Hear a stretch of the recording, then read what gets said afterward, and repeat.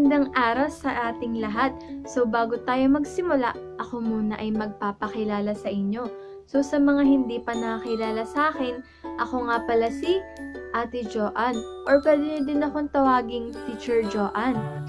So ngayon, alam naman natin na ngayon ay day 2 ng ating online BBS at alam natin na tayo ay pinagpala kahapon sa kwento ni Teacher Rose Ann. Mamaya, magbabalik-aral tayo sa ating natutunan kahapon. Pero ngayon, ako ay natutuwa at nagagalak na kayo ay aking nakasama ngayong araw. Kahit hindi ko kayo nakikita, alam ko sa aking puso na kayo ay aking kasama at kayo ay nakikinig sa akin ngayon. So bago tayo magsimula, tayo muna ay mag-aawitan para sa Panginoon. Gusto niyo ba yon? Ako din, gusto ko yun at ako ay na-excite na sa ating kwento mamaya. So tara na, mag-awitan na tayo. My God is so big, so strong and so mighty. There's nothing my God cannot do. My God is so big, so strong and so mighty. There's nothing my God cannot do. He made the trees, He made the seas, He made the elephants too. My God is so big, so strong and so mighty. There's nothing my God cannot do. My God is so big, so strong and so mighty. There's nothing my God cannot do. My God is so big, so strong and so mighty. There's nothing my God cannot do. The mountains are His, the rivers are His, the skies are His handiworks too. My God is so great, so strong and so mighty. There's nothing my God cannot do. There's nothing my God cannot do. There's nothing my God cannot do. Yay! Napakasaya ng ating pag-aawitan sa Panginoon, di ba? Sana nag-enjoy kayo kasi ako nag-enjoy pa lang. Una pa lang yun ha, awitan pa lang yun. Pero ngayon, bago na tayo magsimula sa ating kwento, tayo muna ay mananalangin. So paano nga pag nananalangin? Nakapikit ang mga mata at nakatungo ang ating ulo. So gayanin niyo ako ha at sundan niyo ako sa ating panalangin. So tayo na manalangin. Panginoon, maraming salamat po sa araw na ito na muli mong pinagkulob sa amin. Maraming salamat Panginoon sa panibagong araw at panibagong kwento. Dalangin po namin kami ay may matutunan ngayong araw. Gabayan niyo po kami, ito pong aming dalangin sa pangalan ng Panginoong Hesus. Amen. Ayan, ngayon tayo ay dadako na sa ating kwento. Yay! So bago yon, tayo muna ay magbabalik-aral sa kwento ni Teacher Rose Ann kahapon. So ano nga ba yung kwento ni Teacher Rose Ann kahapon? Okay, patungkol ito sa Israelita na naging alipin ng mga taga-Ehipto. At sabi pa nga doon, when life is unfair, God is good. Kahit napaka-unfair ng buhay natin, minsan tinatanong natin, bakit si Mark meron siyang laruang sasakyan, ako wala? Bakit si Joy meron siyang Barbie doll, ako wala? Bakit yung bahay nila ang laki, yung sa amin maliit lang? Pero alam niyo ba, kahit ganun yung buhay natin, ang Panginoon ay mabuti pa rin sa atin. Tingnan nyo ang buhay natin. Di ba nakakagising pa din tayo sa umaga? Dahil yun ay sa biyaya ng Panginoon. Meron pa rin tayong nakakain sa ating hapagkainan kahit ngayon ay pandemic. Biyaya yun ng Panginoon sa atin. Kaya dapat lagi tayong magpasalamat sa Panginoon. When life is unfair, God is good. Diba? Yun ang topic niya kahapon kay Teacher Rose Ann. So ngayon naman, ang pamagat ng ating kwento ngayong araw, God sent plagues on Egypt. So ngayon, maaari natatanong nyo, Ate Joanne, ano ba yung plagues? So, ang plagues, ito yung salot. Ibig sabihin yung mga pinadala ng Panginoon sa Ehipto kasi inalipin nila ang mga Israelita. At ngayon, iisa-isahin natin kung ano-ano nga ba yung pinadalang salot ng Panginoon sa Ehipto para mapayaon ang mga Israelita. So, 'di ba ang huling kwento ni Teacher Rose Ann, nagpunta si Moses at si Aaron sa Paraon upang pakausapan ng Paraon na palayain ang mga Israelita. Ngunit, hindi pumayag ang Paraon. Pinatigas niya ang puso ng Paraon. At nung nagkataon, umalis si Moses at saka si Aaron. Tapos, naliligo si Faraon sa ilog, sa Nile River. Tapos, sabi ng Panginoon, ihampas mo ang tungkod, yung tungkod ni Moses ihampas mo ang tungkod sa tubig at ang tubig ay magiging dugo. So, ang ginawa nila, inihampas nila yung tungkod ni Moses dun sa Nile River at yung Nile River naging dugo. Oo, habang naliligo ang Paraon, naging dugo yung river. Tapos yung mga isda doon namatay, tapos bumaho yung paligid kasi naging dugo at lahat ng river sa Egypt naging dugo. Kaya ang ginawa nila, naghukay sila sa tabi ng ilog at baka sila ay makakasumpong ng malinis na tubig upang kanilang mainom. At ganun yung naging sitwasyon nila. At muli bumalik si Moses at si Aaron sa Paraon upang sabihin na sinabi ng Panginoon, payaunin mo ang aking bayan upang sila'y makapaglingkod sa akin. Ngunit, sa muling pagkakataon, pinatigas ng Panginoon ang puso ng Paraon at hindi nila pinahintulutan na makaalis ang mga Israelita. At yun ang unang salot na pinadala ng Panginoon. Ang Nile River ay naging dugo. At ang pangalawa naman, dahil muling tinanggihan ng Paraon ang pagyaon ng mga Israelita, muli ay nagpadala ang Panginoon ng isang salot. Iniunat ni Moses ang kanyang tungkod at nagkaroon ng madaming palaka.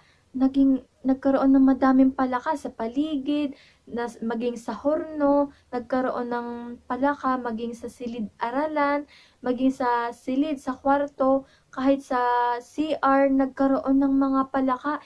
At yung mga Ehipto, takot na takot sila kasi ang daming palaka, maging sa Nile River, madami pa din palaka.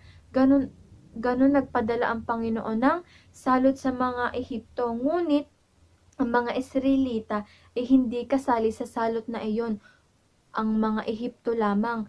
At muli, bumalik si Moses at si Aaron sa Paraon, baka sakaling palayain na ni Paraon ang mga Israelita.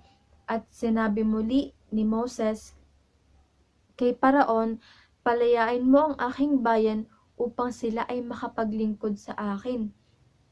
Ngunit, sa pagkakataong ito, ay hindi pa din pumayag ang Paraon. Muli ay nagmatigas ang kanyang puso at umalis na muli si Moses at saka si Aaron. At ang pangatlong salot na pinadala ng Panginoon, iniunat ni Moses ang kanyang tungkod at ipinalo sa alabok at ang mga puto at langaw ay nagsilabasan. Naging ganon. At yun ang patatlong salot na binigay ng Panginoon. Patatlo at pang-apat. Ang una, puto, at ang pangalawa naman ay langaw. So, ang dami, sa sobrang paligid. Sobrang daming kuto at saka langaw. Ang mga Ehipto lamang ang nakakaranas ng ganong salot. Ngunit ang mga Israelita ay hindi kasali sa salot na pinadala ng Panginoon. At muli, nagbalik si Moses at saka si Aaron sa Paraon upang itanong at sabihin na ang sabi ng Panginoon, palayain mo ang aking bayan upang sila'y maglingkod sa akin. Ngunit, nagmatigas muli ang puso ng Paraon. Hindi niya pinayagan na makaalis ang mga Israelita at umalis muli si Moses at saka si Aaron. At sa panglimang pagkakataon, nagpadala muli ng salot ang Panginoon. Ano naman kayang salot yun? May idea ba kayo? So, ang panglima, pineste ang mga hayop. So, ano ba yun? Namatay yung mga hayop, yung mga lamb, yung mga kambing, lahat ng hayop namatay ng mga taga-Ehipto, ngunit ang mga Israelita ay hindi kasama muli sa salot na iyon. Ang mga Ehipto lamang. So, muli, nagbalik muli si Moses at si Aaron sa Paraon upang sabihin na ang sabi ng Panginoon, palayain mo ang aking bayan upang sila'y makapaglingkod sa akin. Ngunit, hindi muli pumayag ang Paraon. Pinatigas muli ang kanyang puso. At sila ay umalis muli at sila ay nag-usap-usap. At sa 6 na pagkakataon, kumuha sila ng abo sa lupa at itinapon sa himpapawid. Ganon ang ginawa nila at alam nyo ba kung ano ang naging salot? Nagkaroon ng bukol ang mga tao sa Ehipto at saka ang mga hayop. Ngunit ang mga Israelita ay hindi muli kasali sa salot na iyon. Ang mga Ehipto lamang at ang mga taga-Ehipto. Ayan. So muli, nagbalik muli sila sa Paraon at tinanong nila. At sinabi nila, ang sabi sa kanila ng Panginoon, payaunin mo ang aking bayan upang sila'y makapaglingkod sa akin. Ngunit, hindi pa din pumapayag ang Paraon.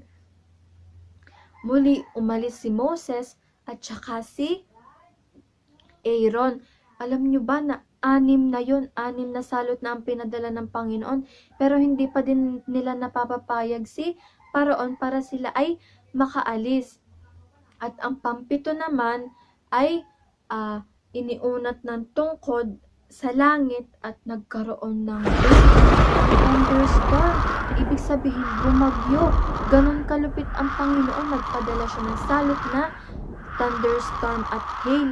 At muli ang mga taga-Ehipto lamang ang nakaranas na yun at hindi ang mga taga-Israel. At muli, bumalik si Moses at saka si Aaron sa Paraon para itanong kung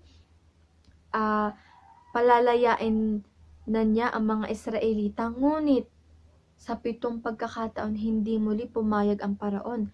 At sa 8 salot na pinadala ng Panginoon, iniunat niya ang tungkod at nagkaroon ng balang. Ang balang, ito yung isang uri ng manlilipad pa din. Sobrang daming manlilipad, di ba? Yun ang pinadala ng Panginoon. Ngunit, nung bumalik si Moses at si Aaron sa Paraon at muling sinabi ang sabi sa kanila ng Panginoon, payaunin mo ang aking bayan upang sila'y makapaglingkod sa akin. Ngunit, hindi pa din pumayag ang Paraon. At sa 9 na pagkakataon, nagpadala ang Panginoon ng 3 araw na kadiliman. Ibig sabihin sa Ehipto, nagdilim sa Ehipto. Ngunit ang mga Israelita, meron silang ilaw sa kanilang tahanan at hindi sila kasali sa salot na pinadala ng Panginoon. Ngunit sa 9 na pagkakataon, hindi pa din pumayag ang Paraon. At sa 10 salot na ipinadala ng Panginoon, ang ikamamatay at ang 10 salot ang ika-10 salot na pinadala ng Panginoon ay mamamatay ang mga panganay na anak ng mga Ehipto o kahit ng mga Israelita. Kaya ang sabi sa kanila ng Panginoon, pumatay sila ng isang kordero, katay nila at yung dugo ng kordero ay ipahid sa 2 bahagi ng pinto at maging sa taas. Yun kasi yun ang palatandaan na sila ay mabuti, sila ay hindi kasama sa mga Ehipto. At ganun nga ang ginawa ng mga Israelita. At sa huling gabi na pagdaan ng Panginoon, ang anak ng Paraon ay namatay. Ang panganay na anak ng Paraon ay namatay at ang nag-iisa-isang anak ng Paraon ay namatay. Ganon kalupit ang salot na pinadala ng Panginoon. At sa ikasampung iyon na salot na pinadala ng Panginoon, ang paraon ay pinalaya na ang mga Israelita. Alam nyo ba na ganon kadaming salot ang pinadala ng Panginoon para mapalaya ang mga Israelita sa kamay ng mga Ehipto? At ang lagi nyong tatandaan, kung ano ba ang lesson nito, lagi nyong tatandaan na kahit napakadaming nakakatakot sa mundo, lalo na ngayon merong pandemic, di ba? Merong COVID-19, bawal tayong lumabas kasi baka tayo ay mahawa. Pero yun yung nagiging takot natin, di ba? Minsan natatakot na tayo, baka si mama at si papa na nagtatrabaho hindi na makauwi kasi mahawaan ng COVID-19. Di ba nagkakaroon tayo ng takot? Hindi man tayo nagkakaroon ng mga palaka o kaya ng mga langaw o kaya ng mga bukol sa katawan o kaya naman namatay yung ating mga alaga. Kahit ganon, ay meron pa din tayong takot na baka isang araw hindi na muling bumalik ang ating mga magulang kasi nagkaroon sila ng COVID-19 o kaya mamatayan. So, dapat when life is scary, God is good. Kahit nakakatakot, kahit sobrang nakakatakot na ang mundo natin, di ba? Kung makikita yung social media, yung Facebook, isang ganun nyo lang, puro kasalanan ang nandun, pero kahit ganun, ang Panginoon ay napakabuti pa din sa atin. Isipin nyo, kahit pandemic, di ba? Kahit na hindi makapagtrabaho ang ilan, pero nakakakain pa din, nagkakaroon pa din ng pagkain. At ganun kabuti ang Panginoon sa ating buhay. At lagi nating tatandaan, when life is scary, God is still good. Kahit na nakakatakot ang buhay, napakabuti pa din ng Panginoon. Lagi natin yung tatandaan, ha? At dapat lagi nating pasalamatan ang Panginoon sa mga biyaya na ating natatanggap sa Kanya. So, yun lamang, sana ay may natutunan kayo sa ating kwento ngayong araw at tayo ay dadako na sa ating activity. Thank you po, Teacher Joanne, sa napakagandang kwento, The Plagues of Egypt o ang 10 salot na dumako sa Ehipto.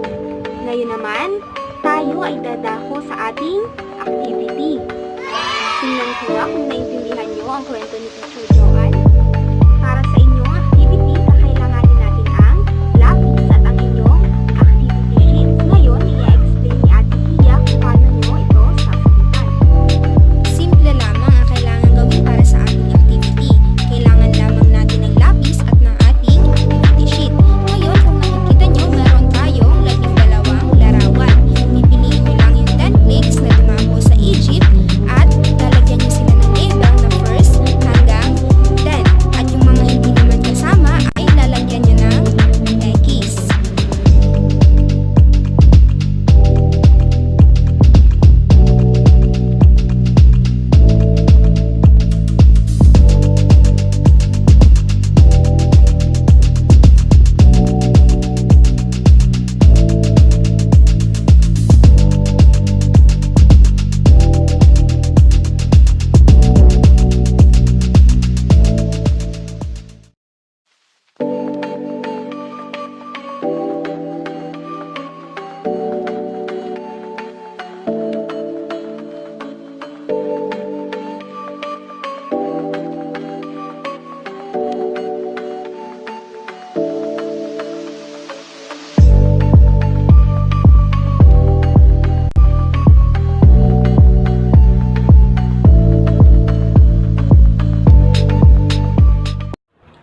Hi kids! Para sa ating Bible verse for today, ating sasauluhin at uunawaing mabuti ang mensahe ng isang verse na nagmula sa Book of Psalm at iyon ay ang Psalm chapter 23 verse 4.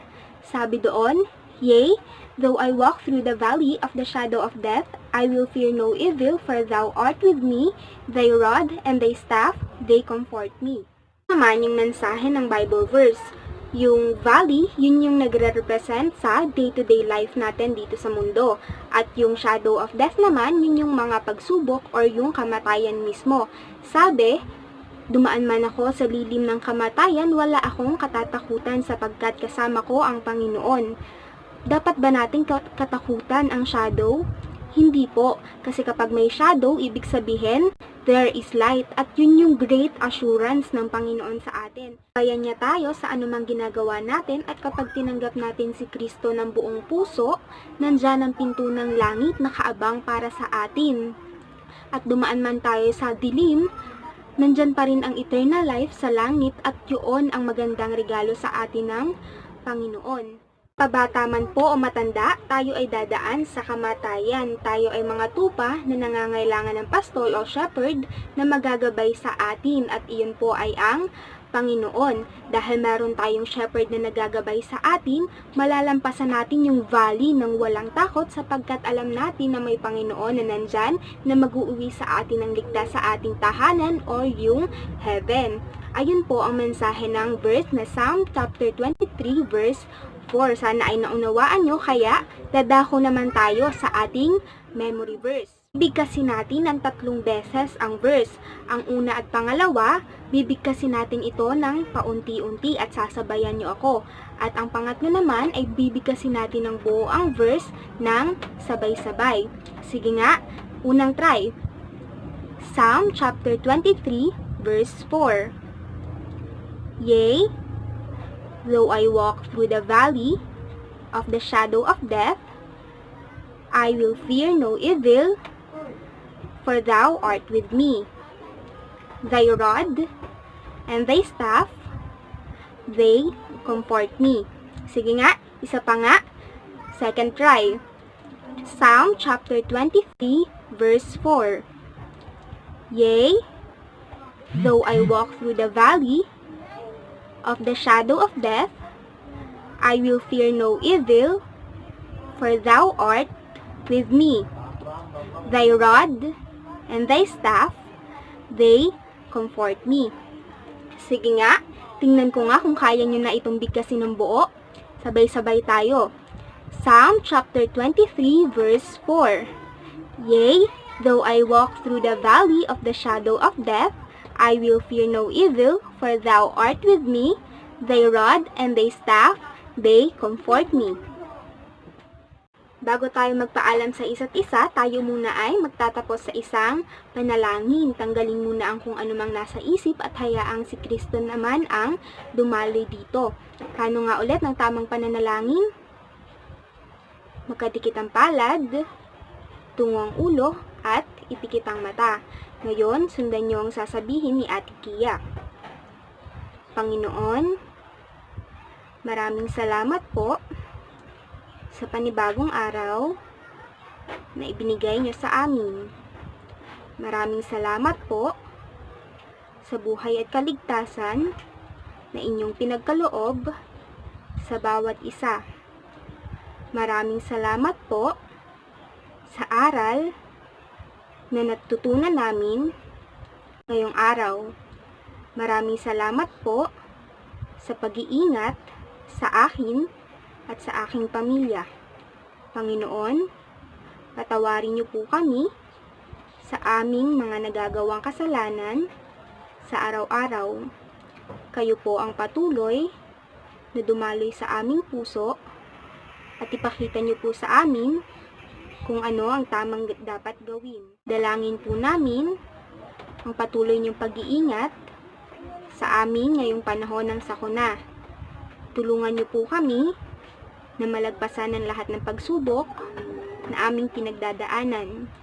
Dalangin din po namin na sana ay maligtas ang mga tao na hindi pa nakakakilala sa inyo. Sa inyo na po namin tinataas ang lahat. Sa inyo po ang mataas na papurit pasasalamat sa pangalan ni Jesus. Amen!